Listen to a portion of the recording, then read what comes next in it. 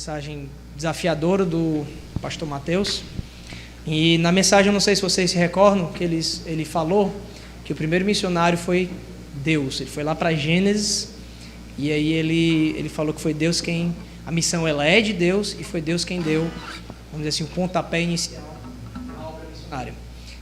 Eu queria abrir falando vamos dizer assim, dos últimos missionários, aqueles últimos missionários na Terra, antes da volta de Cristo. Abram aí Apocalipse. Apocalipse 14.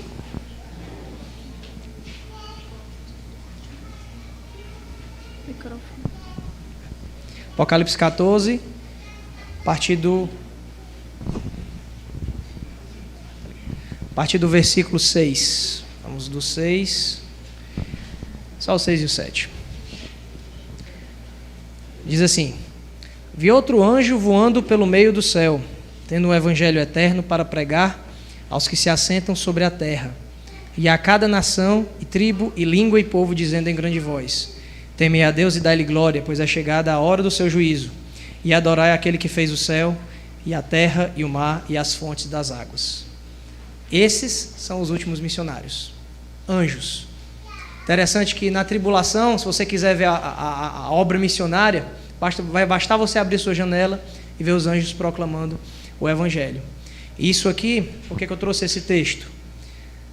Por causa do contexto do que o pastor Mateus falou, de nos incentivar a orar pelas missões, pela missão de Deus, mas deixando claro uma coisa: Deus não precisa da gente para concretizar a sua missão, e a prova está aqui. Se você for ver ao longo da tribulação, nós vamos ter a igreja, nós cremos que a igreja vai ser arrebatada, a igreja não vai estar aqui, nós vamos ter a elite missionária de Deus, que vão ser 144 mil judeus, nós vamos ter 2 testemunhas e anjos, encerrando a grande comissão e pregando a todas as nações. Está registrado aqui no livro de Apocalipse. Não é a igreja que vai encerrar essa missão, não foi a igreja que começou. Então Deus não precisa da gente para fazer a sua missão. Porém, é um privilégio participar da missão de Deus. Então, nós devemos orar, devemos estar atentos ao propagar do evangelho, não para que a gente ache que Deus tem alguma necessidade de nós, mas que nós venhamos a ter a consciência do privilégio que é participar, ser essa ponta de lança no avanço do reino de Deus. Porque se você não orar por missões, se você não participar de missões, seja financeiramente, seja você mesmo indo, seja você apoiando de qualquer forma os missionários, tenha uma certeza no seu coração: Deus vai levantar outras pessoas. E se todos os seres humanos dessem as costas para Deus em relação à sua missão, Ele levantaria anjos, pedras, qualquer coisa, mas a sua missão vai ser cumprida. Porque a missão é de Deus, foi Deus que começou, Ele vai usar não a igreja, mas anjos, e obviamente tudo gerenciado pela sua soberania. Ok?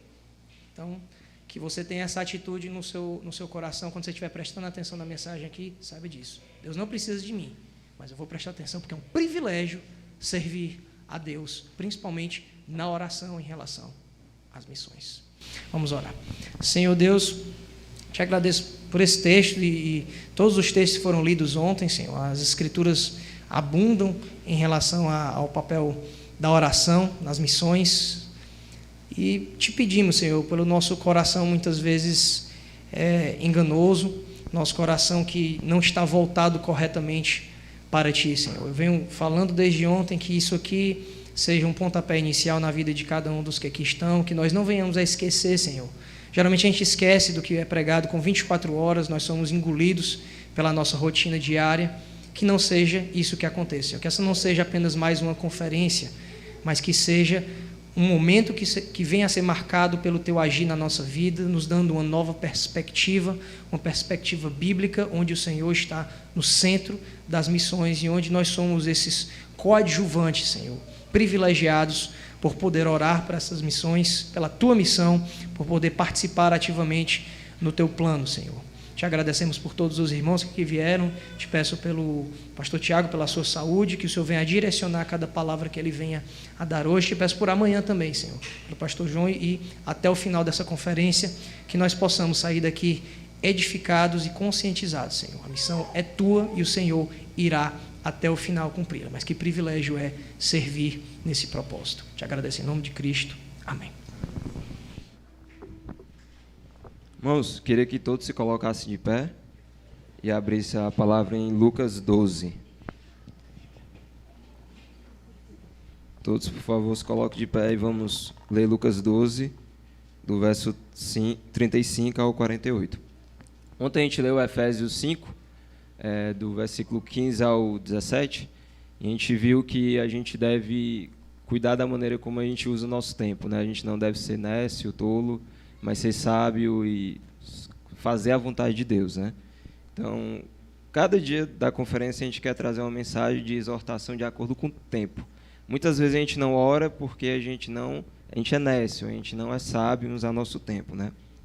E hoje a gente tem uma mensagem aqui também de exortação para que, à medida que a gente for conhecendo a vontade de Deus, a gente saiba a nossa responsabilidade, o que a gente deve fazer, né?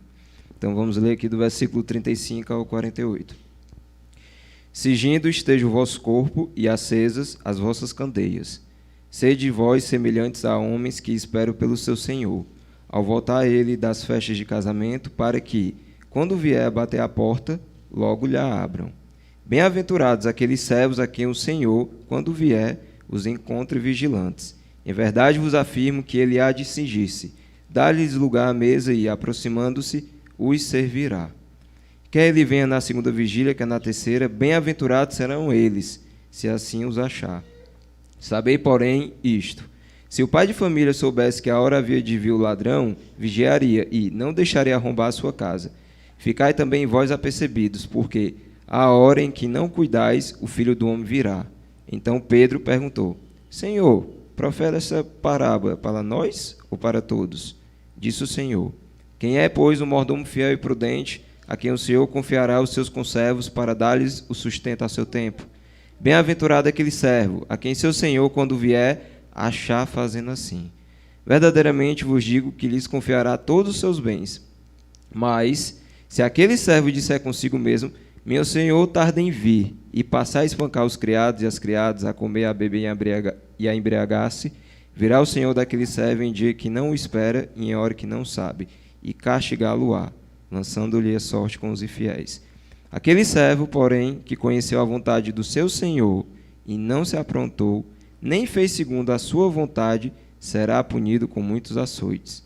Aquele, porém, que não soube a vontade do seu Senhor e fez coisas dignas de reprovação, levará poucos açoites. Mas aquele a quem muito foi dado, muito lhe será exigido. E aquele a quem muito se confia, muito mais lhe pedirão. A palavra nos diz que à medida que a gente tem mais, a gente vai ser mais cobrado. Então hoje a gente vai aprender um pouco mais de como que a gente pode contribuir com o avanço do Evangelho, com a missão de Deus, através da oração. Então que a gente possa pôr em prática do que a gente vai aprender hoje para frente, para que a gente não seja negligente e sabendo que Deus vai nos cobrar, porque hoje a gente vai aprender mais. Então que a gente possa colocar em prática. Vamos orar por isso. Boa noite, irmãos. É uma grande alegria, um grande prazer para mim estar aqui. Peço desculpa por não ter conseguido chegar ontem.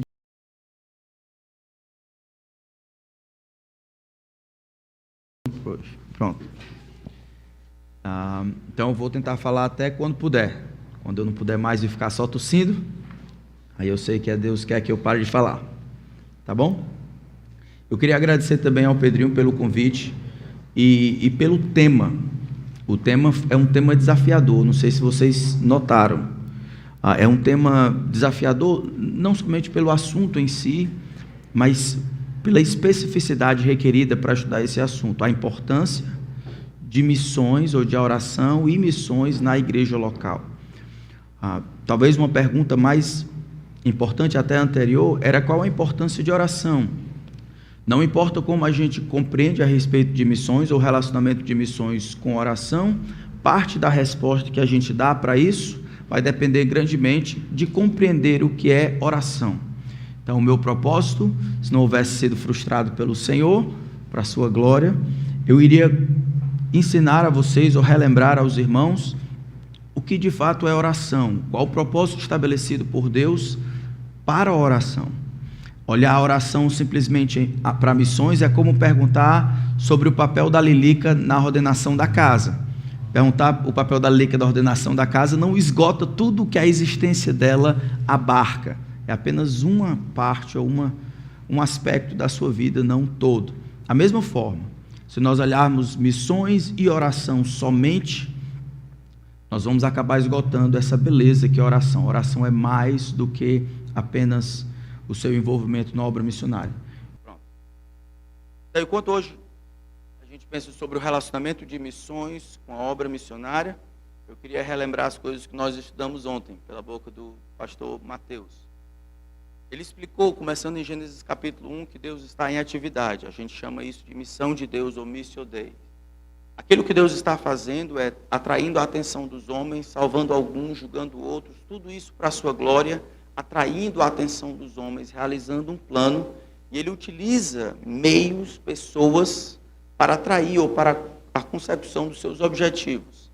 Missão é aquilo que Deus faz, missões é aquilo que nós, em parceria com o Senhor, fazemos, em resposta ao que Ele está fazendo. Missão é o trabalho de Deus, o resgatador, para atrair os homens a si. Missões é aquilo que nós fazemos em obediência e humildade para colaborar com aquilo que Deus está fazendo. Depois de observar essas coisas, eu acredito que o Mateus falou de que essa oração por missões nada mais é do que eu e você nos colocamos na disposição de Deus para realizar o que Ele deseja. Missão, aquela que Deus está fazendo, ela não precisa, mas demanda de pessoas, eu e você, e essa demanda é respondida por meio, algumas vezes, de oração. Nós nos submetemos àquilo que Deus deseja, àquilo que Deus está fazendo, na pregação, nos nossos corações, na expansão do Evangelho, aqui, ali e acolá. Então, essas questões, a gente viu ontem de que Deus está trabalhando e nós estamos trabalhando, concordando ou cooperando com o que Deus está fazendo. Quando pensamos em oração e obra missionária, talvez a gente vai ver o apóstolo Paulo pensando nessas questões de 3 diferentes ângulos. O apóstolo Paulo, quando pensa em oração na obra missionária, vocês viram ontem em Colossenses capítulo 4, ele pede para que os irmãos orem por ele. Lembram disso?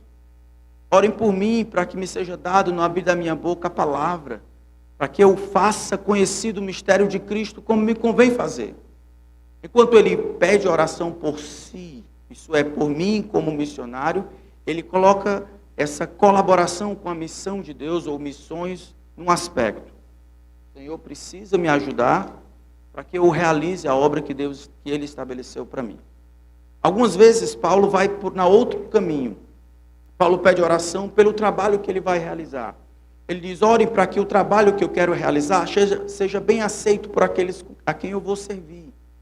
Esse é um outro aspecto.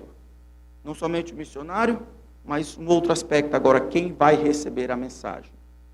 Então, enquanto eu pensava e refletia sobre esse binômio, missões e oração, eu tentei, orando, tirar o missionário da jogada o máximo que eu poderia e as pessoas que iriam receber o máximo que poderia. E olhar a própria atividade em si. Como é que oração se liga com missões em termos de o trabalho de Deus? Eu encontrei apenas um texto na palavra de Deus. É para lá que nós vamos. Então, 2 Tessalonicenses, capítulo 3.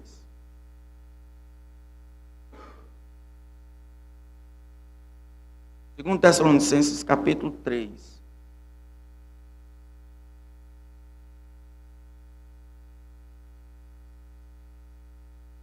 O versículo diz assim, a gente pode ler a partir do versículo 1, a gente pode ir até o versículo 5, mas vamos olhar apenas o versículo 1. 2 Tessalonicenses 3, 1. Finalmente, irmãos, orem por nós, para que a palavra do Senhor se propague e seja glorificada como aconteceu entre vocês. Ore também para que sejamos livres das pessoas perversas e más, porque a fé não é de todos. Mas o Senhor é fiel. Ele os fortalecerá e os guardará do maligno. Temos confiança no Senhor quanto a vocês, de que não só estão praticando as coisas que lhes ordenamos, como também continuarão a fazê-las. Que o Senhor conduza o coração de vocês ao amor de Deus e à perseverança de Cristo. Em 1793, um jovem aprendiz de sapateiro se deslocava da Inglaterra, agora pastor batista, se deslocava da Inglaterra para plantar igrejas na Índia. Depois de muito tempo trabalhando, ele deixa de fato a Índia com algumas universidades e mais igrejas do que se pode contar. O nome desse rapaz é o pai das missões modernas, William Carey. A história dele é magnífica e atrai, assim, inspira muita gente até hoje. Como um aprendiz de sapateiro conseguiu ser utilizado por Deus para realizar esse trabalho gigantesco, não somente de plantação de igrejas, mas de tradução, criação de universidades, orfanatos e coisas assim. O que a gente não sabe, ou pelo menos muita gente não sabe, é que 300 anos antes, influenciado pela teologia de um homem chamado, lá da Inglaterra, John Wycliffe, traduzindo a Escritura, querendo que a Escritura fosse o centro do cristianismo, um jovem padre, lá na Saxônia, John Huss, começou a pregar sobre a centralidade das Escrituras. Teve que defender e traduzir os escritos de Wycliffe. Ele teve que defender isso diante de um concílio, e o concílio negou o que ele estava dizendo como possível. Ele foi queimado vivo, ali, enquanto oferecia o seu espírito ao Senhor.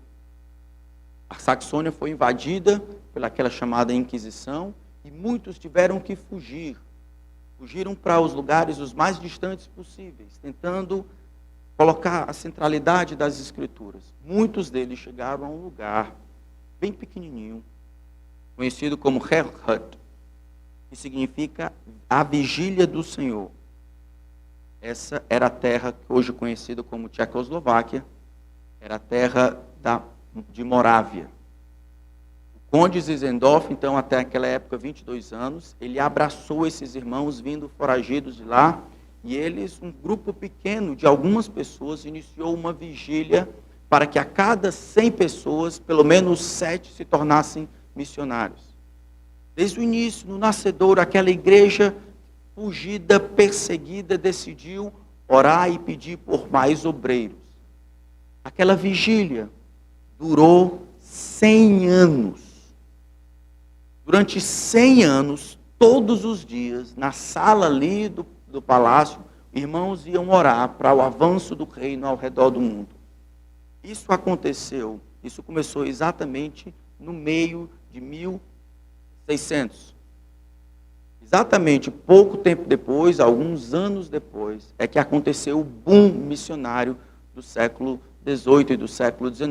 William Carey, alguns acreditam, nada mais é do que Deus respondendo às orações daqueles irmãos que durante 100 anos eles pediram para que o reino de Deus avançasse, trazendo obreiros para a obra missionária. Qual a importância de oração e missões para a igreja local? É que elas movem o mundo. As pessoas não têm condições de transformar umas às outras. Deus pode. E porque aqueles reconhecem que é Deus que pode, eles encontram o único elo que existe entre o povo e Deus. Isso é, por meio de Cristo, eles confessam a sua inabilidade, incompetência, incapacidade, mas grande desejo que o reino avance. Que Cristo seja conhecido em toda a terra. E eles fazem isso por meio de oração. E o grande Deus lá do alto se agrada em realizar os seus planos e concluir os seus planos por meio das orações dos seus servos. Há uns 13 anos atrás eu vi algo parecido. Um grupo de jovens, liderado pelo pastor Genuan, nós decidimos começar um grupo, uma vigília, uma semana de oração. Nós nos reunimos e todas as noites, de mais ou menos de 8 até as 10, nós iríamos orar por missões, trazer algumas informações e orar por missões. O final daquela semana foi como resultado daquela semana que a missão, o Ministério Multicultural Maranata, que hoje está nos 5 continentes, surgiu. Surgiu como resultado de oração por missões. Então, oração e missões, oração por missões, qual a importância disso para a igreja local? É difícil de enumerar. Porque normalmente os benefícios que vêm em resposta às orações feitas em igrejas locais afetam muito mais do que o olho se vê. Era William Carey que ia olhar para trás e dizer, está vendo? Eu sou nada mais do que a resposta de oração dos meus irmãos moráveis, que oraram pela obra missionária por tantos anos. E aqui nós estamos. Não somente William Carey, mas exatamente aquele século, o século das luzes na obra missionária, o século XVIII, é exatamente quando os irmãos moráveis chegam ao fim, depois de 100 anos de vigília ininterrupta, orando todos os dias e todos os momentos, tinha alguém orando por missões, pelo avanço do reino. A igreja morávia se acabou, se esfacelou, porque todos acabaram se tornando missionários. E em resposta a isso, pessoas ao redor do mundo também atenderam ao chamado de Cristo. O tema que vocês estão estudando é muito maior do que eu e você, é muito maior do que esta igreja. Missões e oração, se compreendido com clareza, se feito com honestidade, tem o poder dado por Deus de afetar gerações inteiras, mudar o coração das pessoas, ser utilizada na mão de Deus para concluir o seu plano de fazer Cristo conhecido e amado em toda a terra. O meu desejo é que a gente olhe nesses versículos aqui, principalmente o versículo 1, alguns benefícios na própria igreja local, alguns benefícios para você, quando você ora pela obra missionária.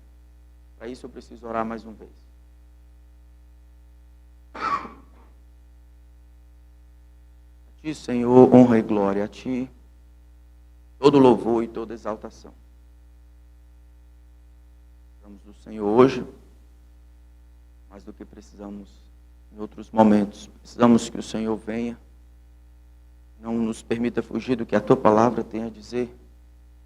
Que ela seja a nossa regra, a régua, o caminho, a linha sobre a qual o nosso pensamento caminha.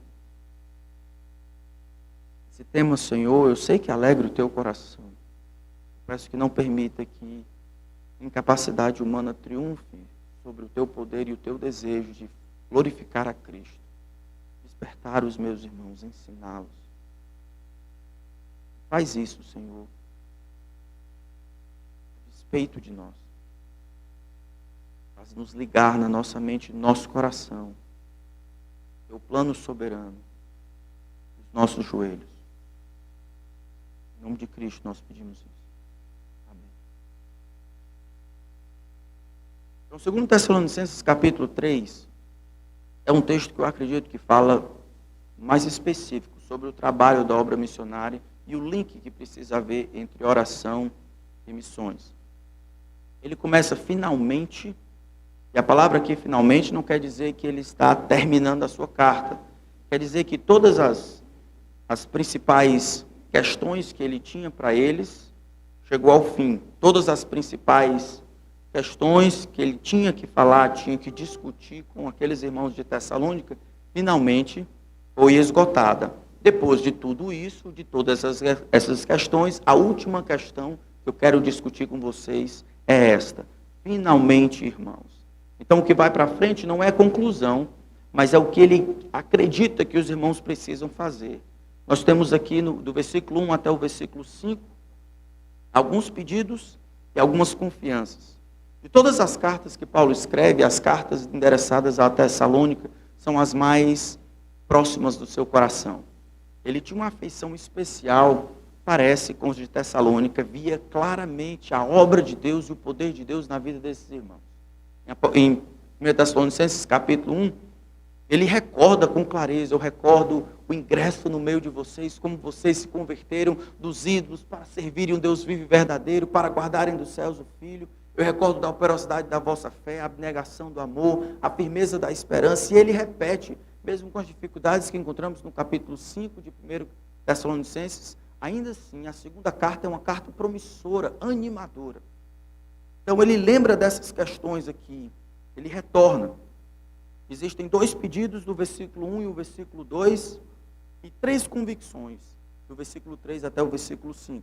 Todas essas convicções que nós temos do versículo 3 ao 5, elas estão amarradas na confiança que ele tem de que Deus vai fortalecer, vai cuidar, vai proteger, vai manter esse pessoal no caminho.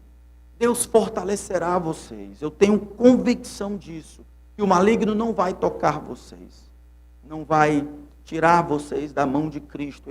Cristo vai conduzir o coração de vocês.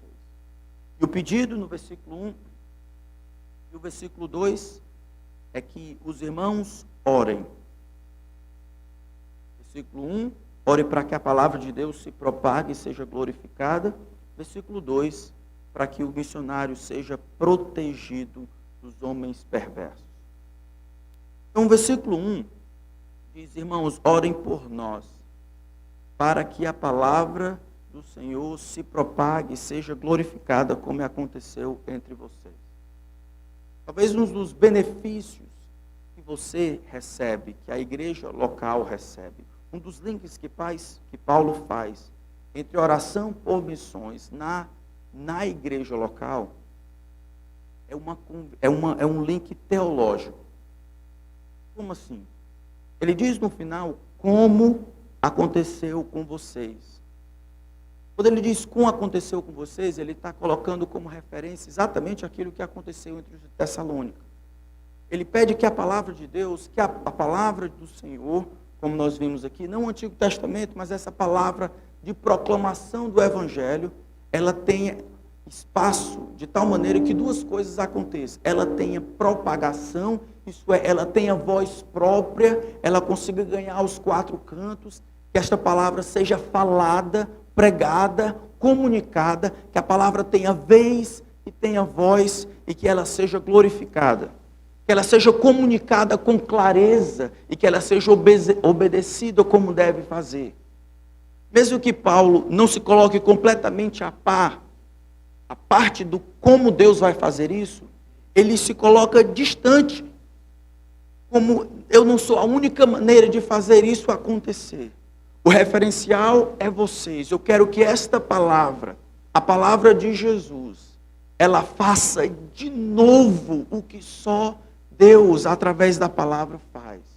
Eu quero que outras pessoas, como aconteceu com vocês, se convertam, sejam transformadas, sejam salvas.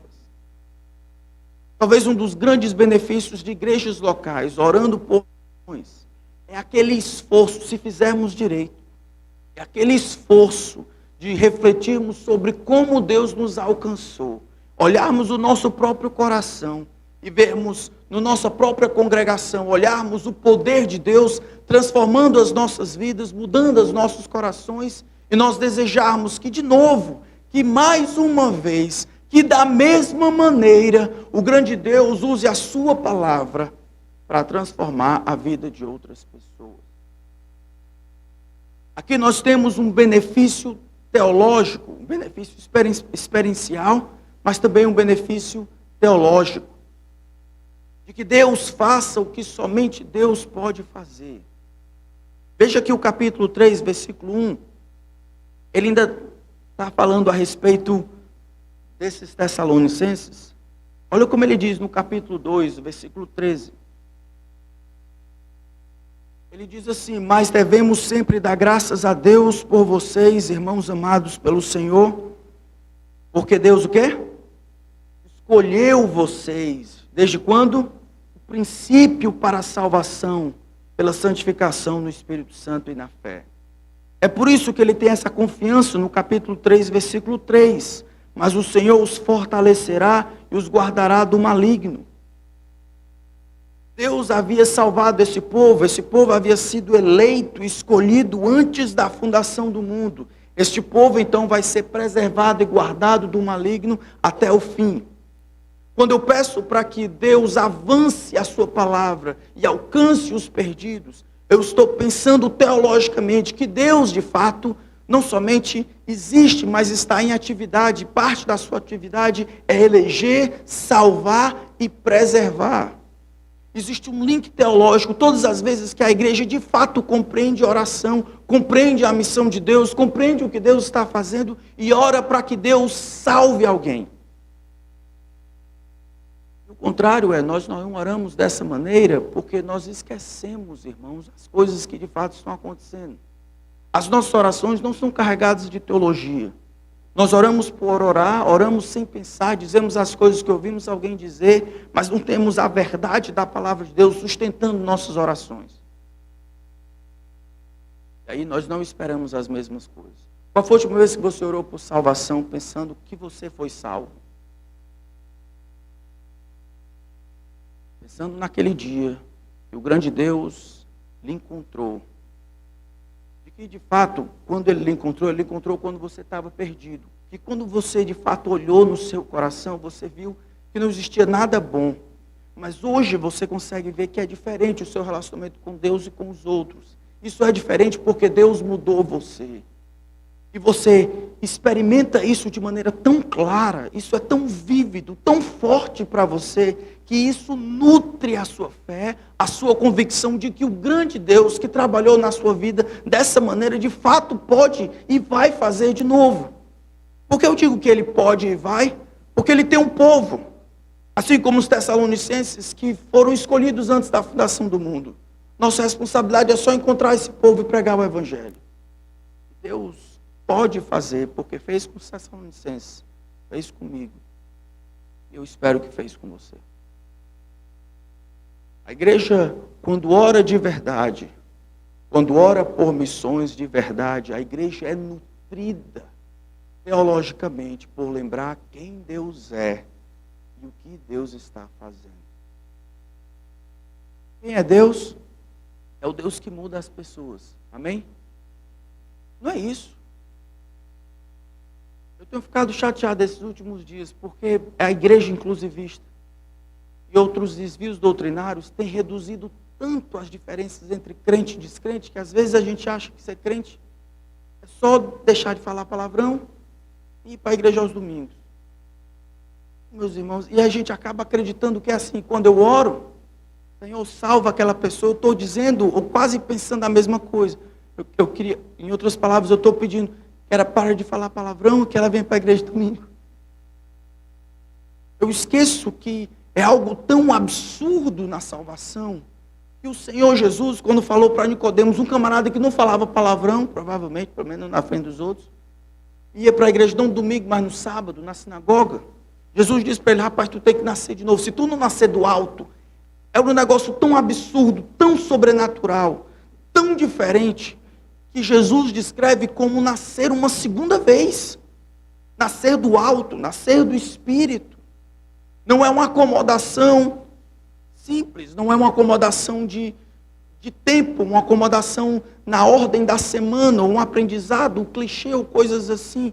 É uma transformação de dentro para fora, é a remoção do coração de pedra, a instauração do coração de carne. É mudança de atitude, outras ambições, desejo de agradar a Deus, condições de perdoar, de amar os inimigos. Todas essas atividades são sobrenaturais. Isso acontece na salvação. Mas quando nós não pensamos assim, essa confiança em verdade não nutre as nossas orações. E aí quando a gente pede para a obra missionária avançar, a gente não sabe muito bem o que está pedindo. Paulo está dizendo, eu vejo o que a palavra de Deus fez na vida de vocês. Como vocês deixaram os ídolos mudos e surdos, vocês se converteram a Deus, ao Deus vivo e verdadeiro, e ao seu Filho Jesus, a quem Ele ressuscitou dentre os mortos. Agora, eu peço para vocês, que vocês orem. Orem para que isso que aconteceu com vocês, Deus faça de novo. Que a palavra seja propagada e glorificada. Que Deus faça mais uma vez. Nós precisamos orar por missões e compreender a importância disso, não somente para os outros, irmãos, mas para nós. Como nós oramos, o que nós pedimos, o que é que nutre ou o que é que funciona como combustível das nossas orações. Eu preciso perguntar também, assim como Paulo fez com eles, isso é fabuloso. Paulo disse para eles: eu vi o que foi que aconteceu. Eu peço que vocês orem, tendo vocês mesmos como referência. E você ore: Senhor, o boom espiritual que aconteceu aqui, todo mundo quebrando os ídolos, aproveitando e sofrendo por causa do Evangelho, todo mundo tendo um amor sacrificial, uma fé que se transforma na prática, uma esperança viva no meio da perseguição, que essas coisas sejam reprisadas quando o Senhor salvar outras pessoas em outros lugares. O povo de Tessalônica era de fato a referência do que Deus deveria fazer de novo. Mas me diga, você é? Quando você pede para que alguém seja salvo, você diz: Senhor, que seja salvo como eu sou. O que aconteceu comigo não é aquele desejo legal que aconteceu, mas o que aconteceu comigo, eu oro para que aconteça com a minha mãe, com o meu pai, com o meu vizinho. Eu peço que aconteça em outros lugares do mundo. Eu peço que aconteça nas Ilhas Hébridas, na Espanha, em Costa Rica, no México. Eu peço que aconteça em outros cantos. Você consegue se colocar como referência de conversão? Se não consegue, não é de estranhar que talvez você ore pouco por missões. O que você quer que aconteça? Você vai pedir pelo quê? Você não sabe, talvez nem o que é. Irmãos, orem por nós, para que a palavra do Senhor se propague e seja glorificada, exatamente como aconteceu por vocês. Então, existe uma bênção para a igreja local, que é derivada de juntar essas duas coisas, que estão juntas na mente de Deus: oração e missões. As bênçãos, a primeira, é uma bênção teológica. Teológica porque isso me força a refletir no que Deus está fazendo. Deus salvou os Tessalonicenses, eles foram eleitos antes da fundação do mundo, desde o início. Eles serão preservados do maligno, versículo 2. Eles estão no meio do caminho, mas isso está junto aqui. Eu sei o que Deus está fazendo, o que Deus pode e o que Deus vai fazer. E eu nutro a minha oração com essas verdades, de que aqueles que Deus escolheu de fato serão salvos e serão preservados. Quando eu oro por missões, eu oro pensando nisso também. Essa foi a verdade que me nutriu quando eu saí da Planalto, há quase 20 anos atrás, para plantar igrejas no Edson Queiroz. Naquela época era um bairro muito difícil. Muita gente dizia: rapaz, você sabe que por 30 anos, um policial falou para mim, por 30 anos tem sido o número 1 em entrada policial, né? Eu tinha uma convicção clara, eu lembro, como se fosse hoje, que a convicção que eu tinha era que Deus tinha um povo ali. Não dependia da minha falta de instrução. Eu estava ainda, eu tinha acabado de entrar no seminário, não tinha feito matéria de pregação nem nada. Eu tinha 21 anos, tinha acabado de casar. Não sabia nem como amar minha esposa, quanto mais plantar a igreja. Mas eu tinha essa convicção: todos que me deu, esses ouvirão a minha voz. Eles ouvirão a minha voz. E aqueles que ouvirem serão salvos. Isso é teologia, nos dando convicção e me empenhando, me ajudando a orar. Como? Senhor, me ajuda a encontrar esse povo. Esse povo é teu, eu só preciso ser a tua voz. Esse povo é teu, o Senhor alcançou antes da fundação do mundo, o Senhor vai preservar. Eu só estou no meio do caminho aqui de Gaiato, usa a minha voz para eu encontrar esse povo. Que eu fale e fale de novo, até que o Senhor encontre esse povo. Era isso que me ajudava quando eu ia orar por missões. O benefício que eu tinha era de experimentar, de esperar que Deus fizesse aquilo que tinha feito. Mas existe também um benefício para aqueles que linkam, juntam direito, missões e oração, benefício experimental. É quase uma atividade devocional. Todas as vezes que eu oro pela salvação de alguém, ou que a palavra seja propagada, seja glorificada, eu lembro a respeito de mim mesmo. Eu lembro da sobrenaturalidade que foi envolvida para que Deus pudesse salvar a mim. Eu não sei vocês, irmãos. Provavelmente, ou pela graça de Deus, talvez vocês surgiram, começaram dentro da própria igreja, como filhos de crentes, talvez ensinando a palavra de Deus. Eu vim dessa desgraça de vida. Eu consigo ver o tanto de poder de Deus que foi necessário para que eu fosse salvo. Eu não consegui, de fato, produzir as afeições que hoje eu tenho por Cristo. Desejo de amá-lo, de agradá-lo, eu não conseguiria produzir isso pelos meus próprios esforços. E isso, quando eu oro por missões, isso me dá grande ajuda, é um grande benefício. Quando nós oramos juntos por missões, quando nós somos lembrados da sobrenaturalidade que está envolvida nessa atividade de Deus de salvar os pecadores. Não tem tempo que é difícil, não tem campo missionário que é impossível, não tem dinheiro, porque Deus está fazendo essas coisas e Ele vai fazer. Não pelos esforços humanos, mas pela sua vontade, pela graça de Deus. Essa semana eu estava conversando com um senhor. Ele está aprendendo a pregar, ele é um novo convertido. Ele está aprendendo a pregar. E aí, no intervalo, ele veio falar comigo e disse assim: pastor, eu estou abismado com o que Deus está fazendo. Como assim? Rapaz, eu estou me sentindo envergonhado. Como assim? Pastor, essa questão que o senhor falou, esse negócio de conversão, é verdade mesmo. Eu disse: meu filho. Não, pastor, o senhor está entendendo? Eu estou dizendo que é verdade. Eu estou entendendo, meu filho, aconteceu comigo também. Pastor, eu estou dizendo que quando eu falo dos meus pecados, eu tenho tanta vergonha.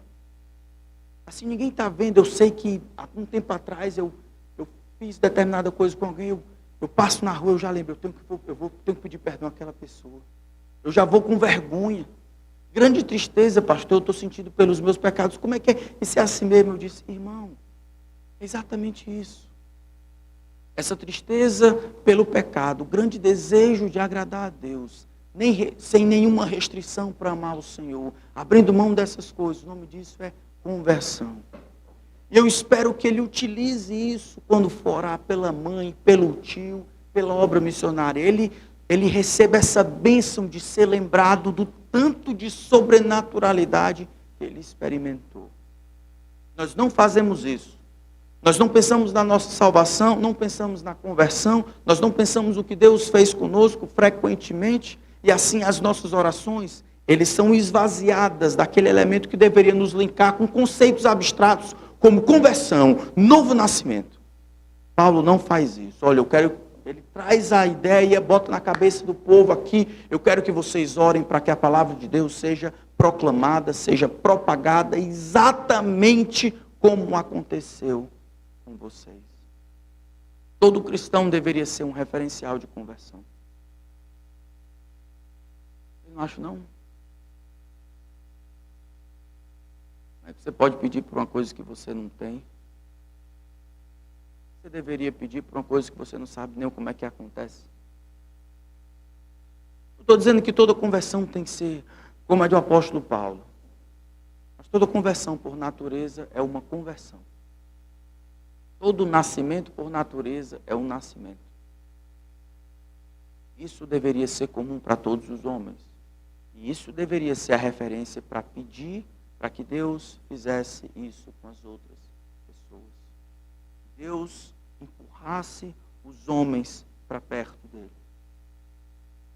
O texto também, ele diz: irmãos, orem por nós, para que a palavra do Senhor se propague e seja glorificada. Como eu disse, aqui, dos pedidos de oração nessas questões de missões, é a vez em que Paulo fica mais distante.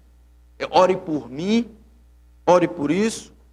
Ele diz que quer que a palavra de Deus seja proclamada e glorificada, mas ele sabe que isso só vai acontecer quando ele se engajar na obra missionária, ele se engajar, ele fizer o que tem que fazer.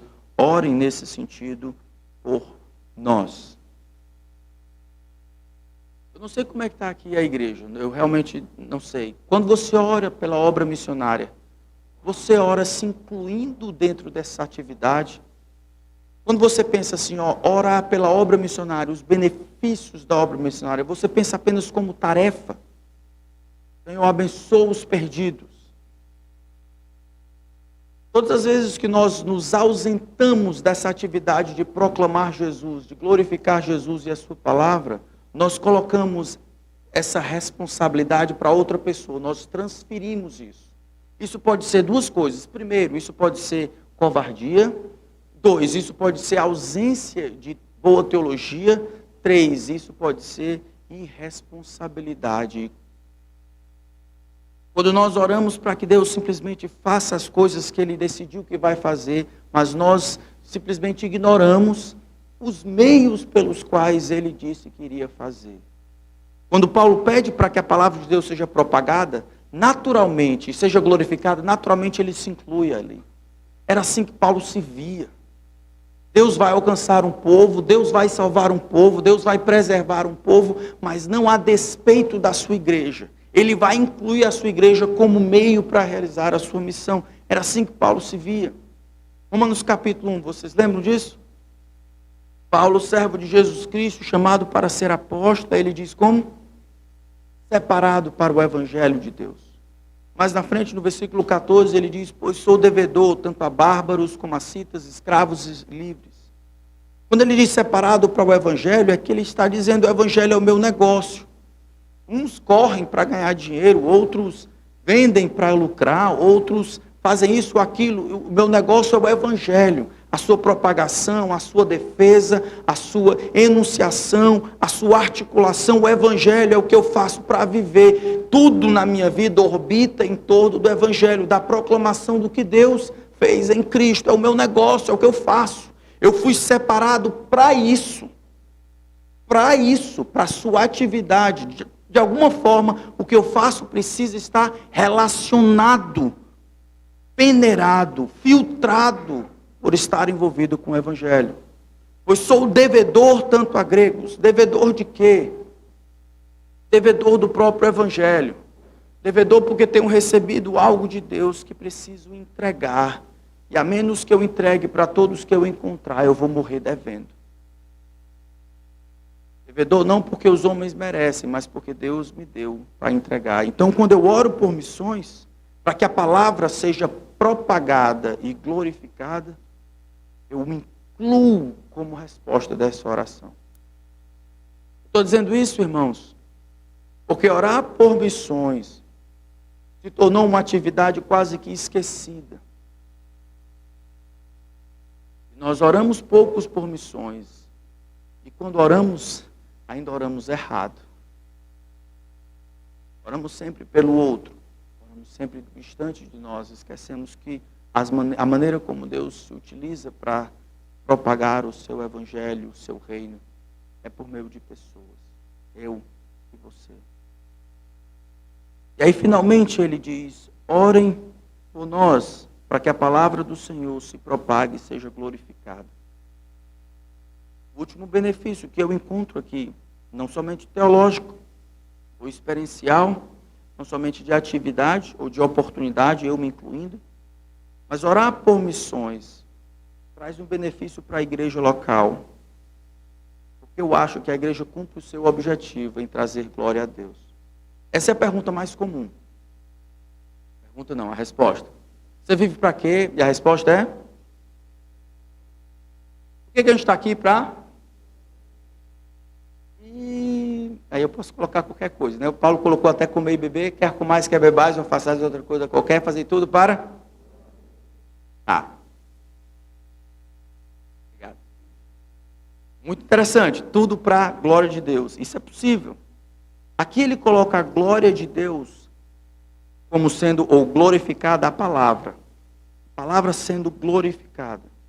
Eu acho que tem um link entre a glória de Deus e a salvação dos pecadores. Mas como? A palavra propagar aqui é para que a palavra do Senhor, a vontade do Senhor seja anunciada, seja espalhada, seja proclamada. Mas ele quer mais do que isso. Ele não quer somente que a palavra seja proclamada. Eu acho que aqui a gente vacila muitas vezes. A gente até ora a primeira parte para que a palavra de Deus vá para frente, para que a gente proclame. E essa é a nossa parte, a parte que nos cabe.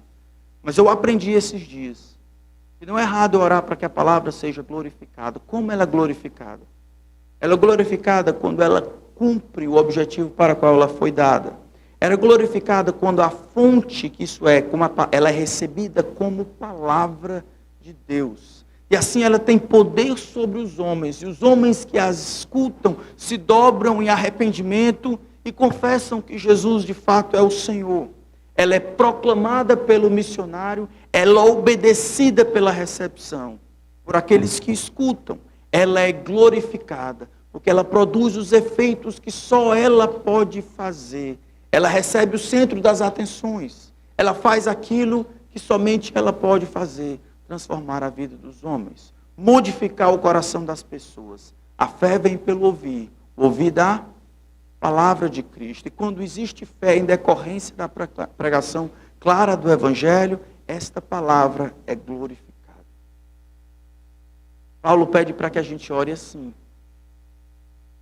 Ele pede para que a gente ore coragem para que ela seja proclamada. Mas que haja em nós aquela expectativa de que ela vai ser glorificada. Qual foi a última vez que você guiou alguém até Cristo? Qual foi a última vez que você liderou alguém até Jesus? E você orou para que essa pessoa fosse salva como você foi? O que você orou para que em outros lugares a palavra de Deus fosse glorificada, como aconteceu aqui. E isso lhe empurrou a pensar e refletir sobre a sua própria vida. E o Senhor lhe salvou como você estava. E se deu gana e fé para que você cresce de que o que aconteceu com você não somente poderia, mas deveria acontecer com os outros. Orar por missões, irmãos, traz um benefício para a igreja local em todas as direções.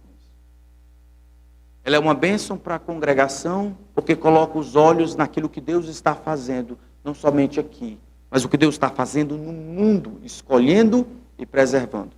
Ela é uma bênção para o indivíduo que ora, porque o indivíduo é forçado a olhar os seus conceitos, lembrar de como Deus o alcançou e servir de referência de salvação e sobrenaturalidade para aqueles que estão do lado de fora.